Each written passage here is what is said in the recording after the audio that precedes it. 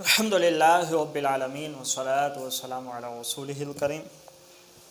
آج ہم نصاب النحو کا چھٹا سبق پڑھیں گے۔ یہ سبق اسم کے اقسام کے بارے میں ہے، افراد کے اعتبار سے، کہ افراد کے اعتبار سے اسم کی کتنی قسمیں ہیں، یعنی ایک لفظ سے ایک معنی مراد ہوگا یا دو افراد مراد ہیں یا دو سے زیادہ افراد، تو ایک لفظ سے کتنے افراد مراد ہیں، اس اعتبار سے اسم کی تین قسمیں ہیں: واحد، تثنیہ، جمع۔ ٹھیک ہے، دیکھیں واحد وہ لفظ ہے کہ جس میں نہ تثنیہ کی علامت ہو نہ جمع کی علامت ہو۔ ٹھیک ہے، نہ جمع کا کوئی وزن ہو نہ جمع کی کوئی علامت ہو نہ تثنیہ کی علامت ہو، تو وہ واحد ہوتا ہے۔ ٹھیک ہے، وہ تثنیہ جمع کی علامت آپ پڑھ لیں گے۔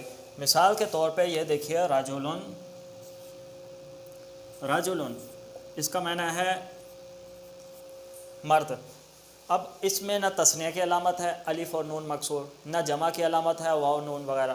ٹھیک ہے، اور کوئی یہ جمع کا وزن بھی نہیں ہے، تو لہٰذا یہ واحد کہلائے گا۔ ٹھیک ہے، اس کے اندر ایک ہی فرد ہوگا، ایک مرد۔ ٹھیک ہے، تو اس کا ترجمہ کیسے کریں گے؟ ایک مرد۔ قلم، ایک قلم۔ امراتن، ایک عورت۔ ٹھیک، کتاب، ایک کتاب۔ تو واحد اسے کہتے ہیں کہ جس کے اندر تثنیہ اور جمع کی کوئی علامت نہ ہو، ٹھیک ہے، نہ اس کے وہ جمع کے کسی وزن پر ہو۔ اور تثنیہ کسے کہتے ہیں ہم؟ تثنیہ کہتے ہیں دو کو۔ تثنیہ اس لفظ کو کہیں گے کہ جس کے اندر تثنیہ کی علامت پائی جائے۔ ٹھیک ہے، اور اس میں دو افراد مراد ہوتے ہیں، دو فرد مراد ہوتے ہیں۔ مثال کے طور پہ یہ دیکھیے، کتابن، کتابن ہے، اس کا معنی کیا ہے؟ ایک کتاب، کیونکہ یہ واحد ہے۔ ٹھیک ہے، اس کے اندر تثنیہ جمع کی کوئی علامت نہیں ہے، تو یہ ہے ایک کتاب۔ اب ہم اس کی تثنیہ بنانا چاہتے ہیں تو بڑا ہی آسان ہے۔ اب کیا کریں گے کہ آخر میں الف اور نون لگائیں گے، کتابانی۔ دیکھیں، الف اور نون مکسور لگایا، ٹھیک ہے، تو یہ بن گیا تثنیہ۔ تو کتابن کا معنی کیا تھا؟ ایک کتاب، لیکن جب ہم نے اس کے آخر میں الف اور نون مکسور لگایا تو یہ تثنیہ بن گیا۔ اب اس کا معنی کیا ہوگا؟ دو کتابیں۔ ٹھیک ہے، جس طرح آپ نے الف اور نون لگایا، اسی طرح آپ یا اور نون بھی لگا سکتے ہیں۔ ٹھیک ہے، یہ بھی آپ کے ذہن میں ہو، جیسے کتابن ہے، ٹھیک ہے، ایک کتاب، تو اس کے آخر میں یا اور نون مکسور لگا سکتے ہیں۔ کتابینی، یا اور نون مکسور لگائیں گے تو بھی اس کا معنی ہوگا دو کتابیں۔ ٹھیک ہے، تو تثنیہ اسے کہتے ہیں کہ جس کے اندر دو فرد مراد ہوں۔ ٹھیک ہے، اور یہ بنتا کیسے ہے؟ مفرد کے آخر میں، واحد کے آخر میں الف نون مکسور، یا یہ دیکھیں الف نون مکسور یا اور نون مکسور لگانے سے یہ تثنیہ بن جاتا ہے۔ ٹھیک ہے، تثنیہ کی یہی علامت ہے، اس کا نون ہمیشہ مکسور ہوگا۔ اگر نون پر فتح ہو تو وہ تثنیہ نہیں کہلائے گا، وہ جمع ہوگا۔ ٹھیک ہے، جو نون مکسور ہوتا ہے یہ تثنیہ کی علامت ہوتا ہے۔ تو تثنیہ کے یہ دو علامتیں ہیں، ایک تو الف اور نون مکسور، دوسرا یا اور نون مکسور، اور اس یا کے پہلے جو حرف ہوگا اس پر فتح ہوگا۔ ٹھیک ہے، کتابینی، دونوں کا معنی ہے دو کتابیں۔ ٹھیک ہے، تثنیہ آ گیا۔ اب آتے ہیں جمع کی طرف۔ تثنیہ سمجھ آ گیا آپ کو؟ جمع کی طرف، تو جمع کی دیکھیں دو تقسیمیں کی گئی ہیں۔ ٹھیک ہے، آپ کو یہ نقشہ نظر آ رہا ہے، تو پہلی یہ والی تقسیم ہے اس کی، ٹھیک ہے، یہ والی بناوٹ کے اعتبار سے، لفظ کے اعتبار سے، اور دوسری یہاں پر اس کی تقسیم کی گئی ہے تعداد افراد کے اعتبار سے۔ آسان لفظوں میں اگر میں آپ کو بولوں تو یہ جو تقسیم ہے یہ لفظ کے اعتبار سے ہے، جو دوسری تقسیم ہے وہ معنی کے اعتبار سے ہے۔ ٹھیک ہے، تو لیکن اس کو بناوٹ کے اعتبار سے بولتے ہیں اور اس کو تعداد افراد کے اعتبار سے بولتے ہیں۔ ٹھیک ہے، اب وہ ہے کیا؟ دیکھیں، بناوٹ کے اعتبار سے جمع کی دو قسمیں ہیں۔ بناوٹ یعنی جب آپ واحد سے جمع بنائیں گے، ٹھیک ہے، بنانے کے اعتبار سے جمع کی کتنی قسمیں ہیں؟ دو قسمیں ہیں، جمع سالم، جمع مکسر۔ ٹھیک ہے، سالم کا معنی ہے صحیح سلامت، اور مکسر کا معنی ہے ٹوٹا ہوا۔ ٹھیک ہے، تو اب صحیح سلامت اور ٹوٹا ہوا، اس کا مطلب کیا ہے؟ مطلب یہ ہے، دیکھیں میں آپ کے سامنے دو لفظ لکھتا ہوں۔ میں نے لکھا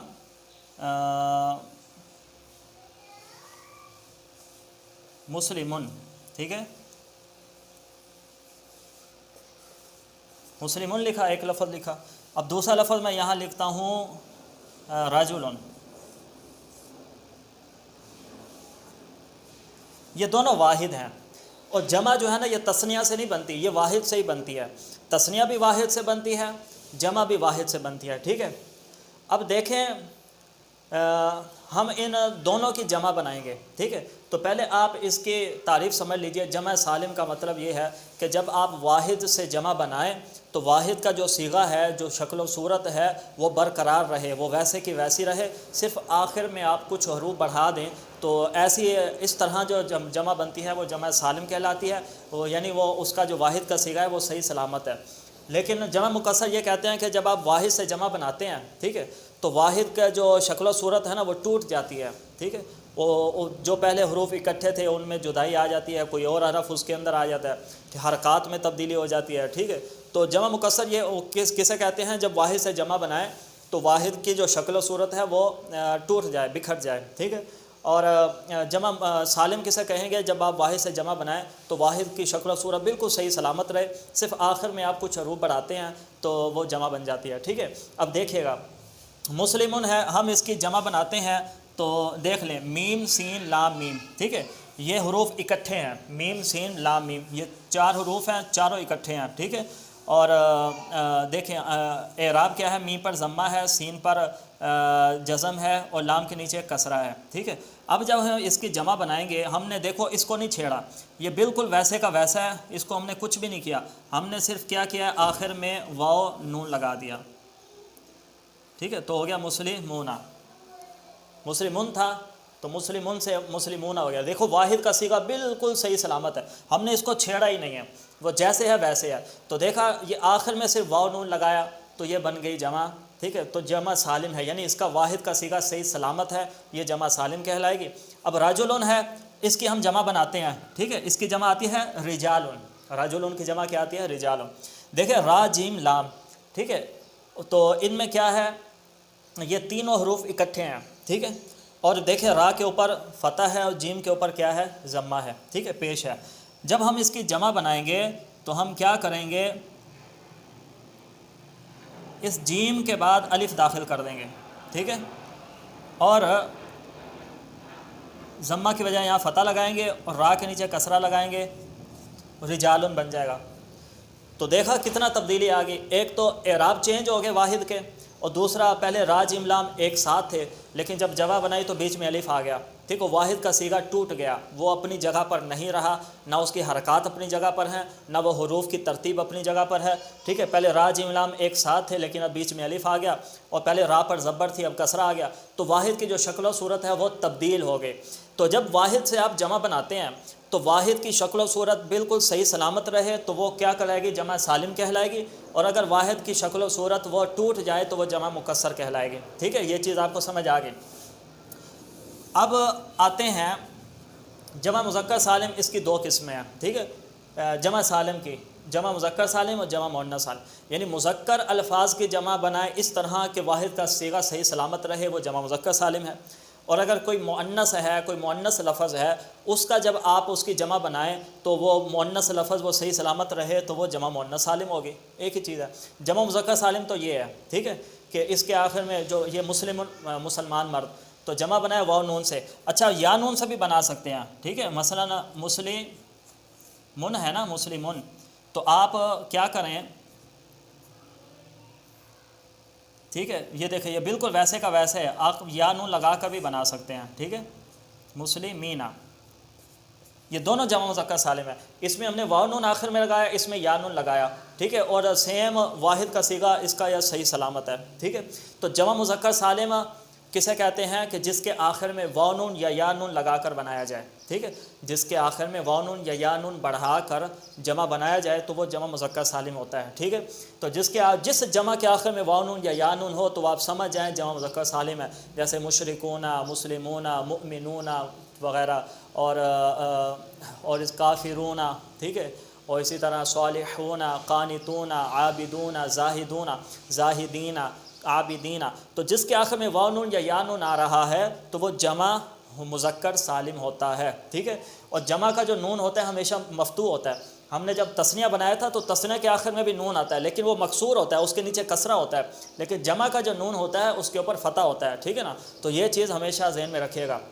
جمع مذکر سالم کسے کہتے ہیں جی؟ جس کے آخر میں واو نون یا یا نون ہو، جیسے یہ دونوں۔ جمع مؤنث سالم کسے کہتے ہیں؟ کہ جس کے آخر میں الف تا ہو، مثلا مسلماتن، مسلماتن، یہ ہے، ہم نے اس کی جمع بنانی ہے، ٹھیک ہے، تو یہ مسلمہ ہے نا، تو یہ بالکل ایسے ہی رہے گا، یہ تا ہم نے ہٹانی ہے، ٹھیک ہے، تا ہٹا کر ہم الف تا لگائیں گے، الف اور لمبی تا لگائیں گے، مسلماتن، تو یہ کیا بن گیا؟ دیکھیں واحد کا صیغہ بالکل صحیح سلامت ہے، اس کو ہم نے چھیڑا ہی نہیں ہے، وہ نہیں ٹوٹا، وہ صحیح سلامت ہے، صرف وہ جو آخر میں گول تا تھی اس کو ہم نے ہٹایا، اور آخر میں گول تا کو ہم نے اس لیے ہٹایا کیونکہ یہ تا بھی مؤنث کی ہے، تو الف تا مؤنث کی ہے، اور اگر ہم تا کو نہ ہٹاتے تو مسلمہ تا تو ہو جاتا، تو ایک ہی صیغے کے اندر تانیث کی دو علامتیں ہو جاتی ہیں، ٹھیک ہے نا، اس لیے ہم نے تا کو ہٹا دیا اور الف تا لگایا۔ تو جمع سالم کی دو قسمیں ہیں، جمع مذکر سالم کہ جو واو نون یا یا نون بڑھا کر بنائی جائے، اور جمع مؤنث سالم کہ جس کے آخر میں الف تا ہو، ٹھیک ہے، یہ بڑا ہی آسان ہے، یہ ہو گیا۔ تو جمع کی بناوٹ کے اعتبار سے جو تقسیم تھی وہ مکمل ہو گئی۔ اب آتے ہیں معنی کے اعتبار سے، تعداد افراد کے اعتبار سے، یعنی جمع کے جو اندر افراد کتنے ہوں گے، ٹھیک ہے، کم سے کم تو 3 ہی ہوں گے، ٹھیک ہے، لیکن زیادہ سے زیادہ کتنے ہو سکتے ہیں، ٹھیک ہے، اگر تو 3 سے لے کر 10 تک ہی افراد ہیں جمع کے اندر، اس سے زیادہ نہیں ہے تو وہ جمع قلت کہلائے گی، قلت کا معنی ہے کم، یعنی اس کے اندر افراد کم ہوتے ہیں، اور اگر 3 سے زیادہ یعنی 10 سے زیادہ لا محدود، اور 20 25 100 150 کتنے بھی افراد زیادہ مراد ہوں تو وہ جمع کثرت ہوں گے، ٹھیک ہے، تو اگر جمع کے اندر صرف 3 سے لے کر 10 تک ہی افراد ہو سکتے ہیں، اس سے زیادہ نہیں ہو سکتے، وہ جمع قلت ہوگی، یعنی کم ہے اس کے اندر افراد، اور اگر 10 سے زیادہ افراد اس کے اندر ہیں تو وہ جمع کثرت کہلائے گی، یعنی اس کے افراد بکثرت ہیں، ٹھیک ہے۔ اب ہمیں کیسے پتہ چلے گا کہ یہ جمع قلت ہے یہ جمع کثرت ہے، ٹھیک ہے، تو اس کے لیے آپ یہ اوزان یاد رکھ لیجئے، جمع قلت کے یہ 4 وزن ہیں، ٹھیک ہے، افعال، جو جمع افعال کے وزن پر آئے گی وہ جمع قلت کہلائے گی، جیسے اقلام، اقلام یہ قلم کی جمع ہے، اب اقلام یہ افعال کے وزن پر آ رہی ہے تو یہ جمع قلت ہے، اس کا معنی ہے کہ 3 سے لے کر 10 تک ہی قلم اس کے اندر ہو سکتے ہیں، 10 سے زیادہ قلم اس کے اندر نہیں ہے۔ اسی طرح افعل یہ بھی وزن ہے جمع قلت کا، تو جو لفظ اس انفس وزن پر آئے گا وہ جمع قلت کہلائے گا، اس کے اندر 3 سے لے کر 10 تک افراد ہی ہو سکتے ہیں، جیسے انفس، انفس قرآن پاک میں بکثرت استعمال ہوا ہے، انفسکم انفسہم، تو انفسہ وہ جمع قلت ہے، ٹھیک ہے، تو اس کے اندر 3 سے لے کر 10 تک افراد ہو سکتے ہیں۔ افعلۃ یہ تیسرا وزن ہے، جیسے السنۃ، السنۃ یہ لسان کی جمع ہے، یعنی 3 سے لے کر 10 تک زبانیں اس کے اندر مراد ہو سکتی ہیں، اس سے زیادہ نہیں۔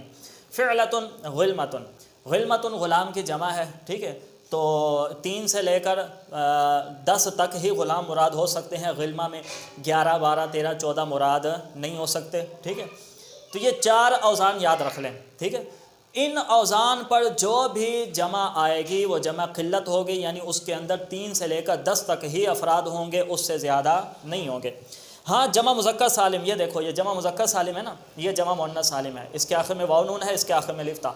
جمع مذکر سالم اور جمع مؤنث سالم جب ان پر الف لام نہ ہو تو ان میں بھی 3 سے لے کر 10 تک افراد ہوں گے، لیکن اگر ان پر الف لام آ جائے تو اب اس کے اندر لامحدود افراد ہو سکتے ہیں، جیسے یہ بغیر الف لام کے ہے تو یہ جمع قلت کہلائے گا، یعنی اس کے اندر افراد 3 سے لے کر 10 تک ہوں گے، لیکن بالفرض میں یہاں الف لام لگا دیتا ہوں المسلمون، ٹھیک ہے، اب یہ جمع کثرت بن گئی، اب اس کے اندر لا تعداد افراد ہو سکتے ہیں۔ اسی طرح مسلمات 3 سے لے کر 10 تک افراد ہیں، اگر میں اس کو کثرت بنانا چاہتا ہوں تو شروع میں الف لام لگاؤں گا تو یہ جمع کثرت ہو جائے گا۔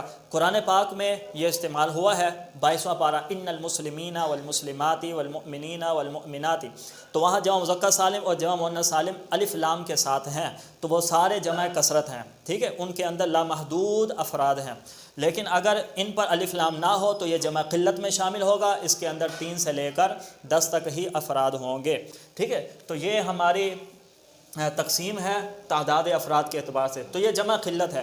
ان اوزان کے علاوہ باقی جتنے بھی وزن ہیں وہ سارے کے سارے جمع کثرت کے ہیں، ٹھیک ہے، جمع کثرت کے جیسے افراد اس کے اندر زیادہ ہوتے ہیں، اسی طرح اس کے اوزان بھی بہت زیادہ ہیں، ٹھیک ہے، بہت زیادہ، جیسے رجال یہ جمع کثرت کا وزن ہے، انبیاء طلباء طلبۃ، ٹھیک ہے، مرضى، اسی طرح بہت سارے اس کے وزن ہیں، بس یہ یاد رکھ لیں یہ جمع قلت کے ہیں. اس کے علاوہ جتنے بھی وزن ہیں جمع کے وہ سارے کے سارے کیا ہیں؟ جمع کثرت کے ہیں. بس یہ چیز اپنے ذہن میں رکھ لیجئے.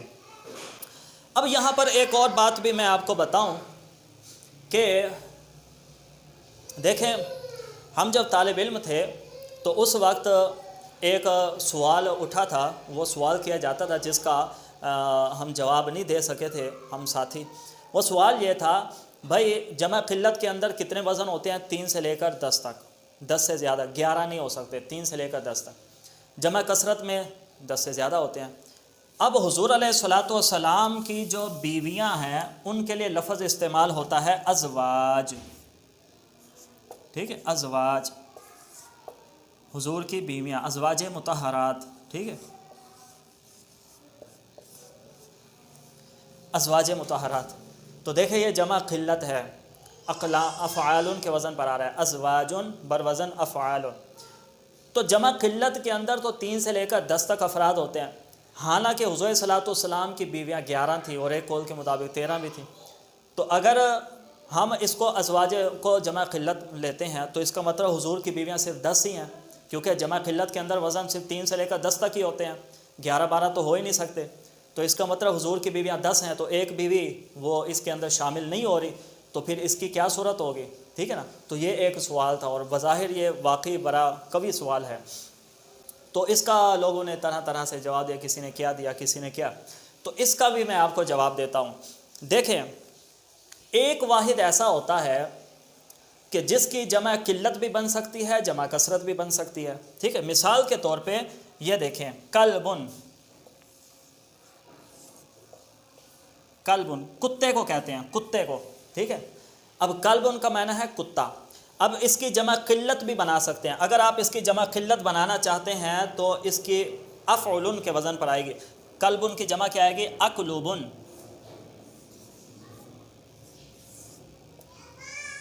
اکلوبن.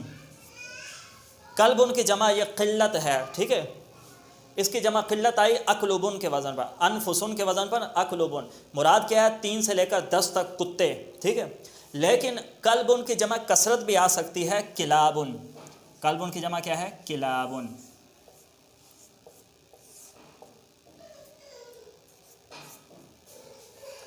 تو کلبن اس کی جمع قلت بھی بن سکتی ہے اکلوبن.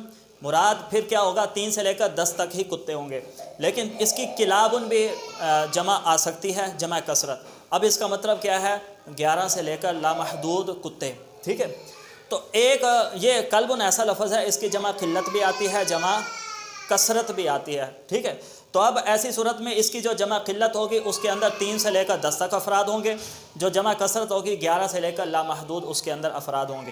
یہ کلاب غالباً ایک تابعی تھے یا صحابی، ان کا ایک فرمان ہے کہ جو امیر معاویہ کو بھونکے وہ کلب من کلاب النار، وہ جہنم کے کتوں میں سے ایک کتا ہے. ٹھیک ہے نا، یعنی جہنم کے بے شمار لاتعداد کتے ہوں گے تو ان میں سے یہ بھی ایک کتا ہے. تو کلاب جمع کثرت کا صیغہ استعمال ہوا. ٹھیک ہے، تو کلبن اس کی جمع قلت بھی بن سکتی ہے اور جمع کثرت بھی بن سکتی ہے. تو جب جمع قلت ہوگی تو 3 سے لے کر 10 تک کتے ہوں گے. جمع کثرت ہوگی تو 11 سے لے کر لامحدود کتے اس میں اندر آئیں. لیکن ایک لفظ ایسا ہے اس کی جمع قلت ہی آتی ہے، جمع کثرت اس کی آتی نہیں ہے. جیسے یہ ازواج، اس کی صرف جمع قلت ہے، اس کی جمع کثرت نہیں آتی ہے. تو ایسی صورت میں یہ جمع قلت کا معنی بھی دے گا، جمع کثرت کا معنی بھی دے گا. تو اس کے اندر 3 سے لے کر 10 تک افراد بھی مراد لے سکتے ہیں اور 11 سے لے کر لامحدود افراد بھی مراد لے سکتے ہیں. ٹھیک ہے، خلاصہ کلام یہ ہے کہ جب ایک لفظ کی جمع قلت بھی آتی ہو، جمع کثرت بھی آتی ہو، تو اس کی قلت میں 3 سے لے کر 10 تک ہی افراد ہوں گے اور کثرت میں 11 سے لے کر محدود تک. لیکن ایک لفظ ایسا ہے کہ اس کی جمع کثرت آتی نہیں ہے، جمع قلت ہی آتی ہے. ٹھیک ہے، وہ جمع قلت میں ہی استعمال ہوتا ہے. تو ایسی صورت میں کیا کریں گے کہ اس کے وہ جمع قلت اور کثرت دونوں کا معنی دے گا. اس کے اندر جتنے افراد مراد لینا چاہے آپ مراد لے سکتے ہیں. ٹھیک ہے، تو اس قاعدے کو آپ اچھی طرح یاد کر لیجئے. تو ہمارا یہ سبق ابھی کمپلیٹ نہیں ہوا. ٹھیک ہے، اس کا جز 2 بھی میں بناؤں گا.